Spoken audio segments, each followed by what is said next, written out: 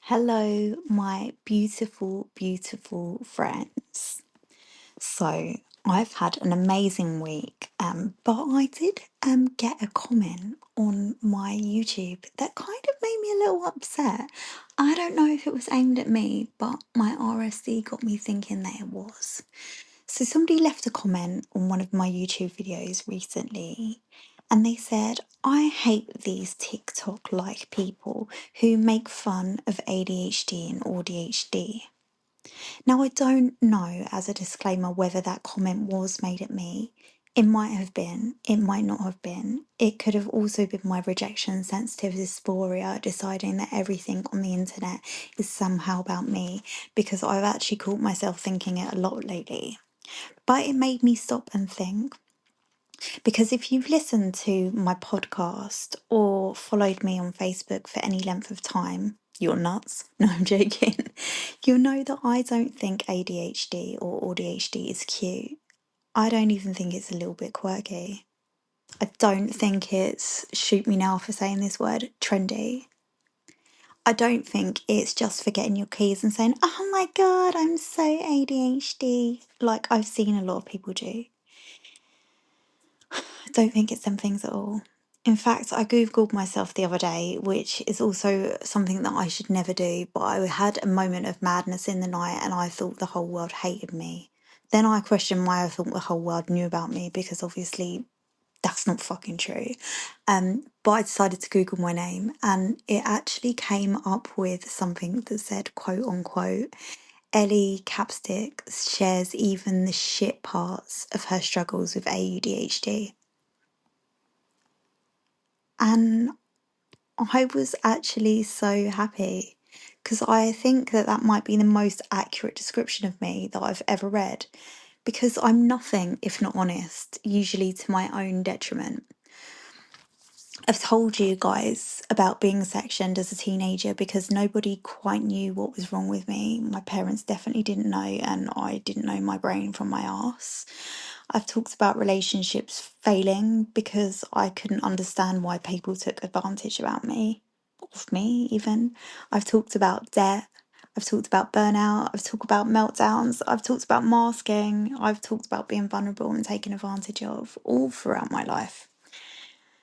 And the fact that my executive dysfunction is so bad that I put off going to the toilet until I don't put it off and I pee myself. And as a 40-year-old woman, that's not an attractive trait. But I talk about it. Not because it's funny or not because I want sympathy, but because it's real life.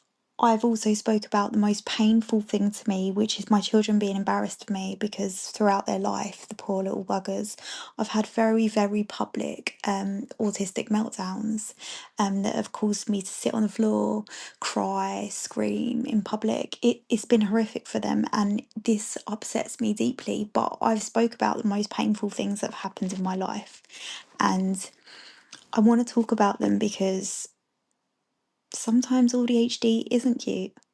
Like most of the time, ADHD isn't cute. It's fucking horrific. And these are the realities that so many people are living with every single day. No, I don't want sympathy. I don't need your sympathy because one, you might be going through it too if you've tuned into my podcast because you've searched me for a reason. And two, because it's made me who I am and it's built me into this person. But I think people often think of neat, tidy, socially acceptable version, and nobody really talks about them really harsh realities that we're living with every single day. We laugh at the inspirational quotes and the funny memes and the relatable reels. And don't get me wrong, I love humour. It's how I process my trauma. Humour has got me through some incredibly dark periods of my life, and I thank it immensely. But humour isn't the whole story. The whole story is that ADHD has impacted every single area of me, my family, my parents, and my children's lives. My education, my relationships, my finances, my self esteem, my mental health, my ability to look after myself on most days, and my ability to understand myself. Everything. I have ADHD. My children have ADHD. One of my children, if not more, is profoundly affected by it. So when I'm talking about it, I'm not talking about some abstract concept. I'm talking about something that has shaped my whole entire existence, and sometimes to my detriment. And it continues to shape my family's life every single day. And here's the thing, I don't think awareness comes from pretending everything is fine. I think awareness comes from honesty, and I don't know any other way to do it. The good bits, the funny bits, the beautiful bits, and also the fucking ugly bits, the bits that people make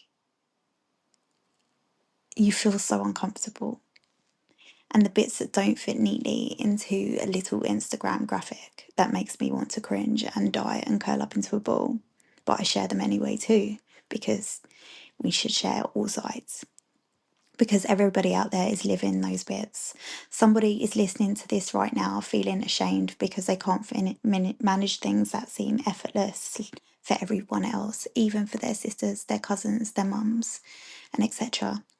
Somebody is wondering why they keep making the same mistakes again and again and they never learn. And somebody is exhausted from masking. Somebody is drowning in guilt that they might have put their children through things that they shouldn't have because of their neurodivergence. Somebody is carrying years of trauma from being so misunderstood. And if it helps by me being honest, if that even helps one person feel less alone, then I'm going to keep talking about them shit bits of neurodivergence that have been affecting me since 1986. All of it. Not just the parts that are easy to hear, not just the parts that get likes, and not just parts that make people comfortable. I'm going to talk about them whole things because I don't think that's making fun of AuDHD. I think that's fucking surviving it. And if we're going to raise awareness, let's raise awareness for the reality. It's not, oh shit, I forgot my keys, I'm so ADHD. It's just not the highlights reel. It's the bits where you put off peeing, so you pee yourself. It's the bits where you can't sleep at night because you were playing all of the conversations that you had in 1994 and cringing. And it's far worse parts where you get taken advantage of because you don't understand social cues and you are vulnerable. And if any of this resonated with you, please know you're not alone. Thank you so much always for listening. No one ever listened to me, and now I feel like some people are listening. There are far more of us, far more of you out there than you'll ever realise.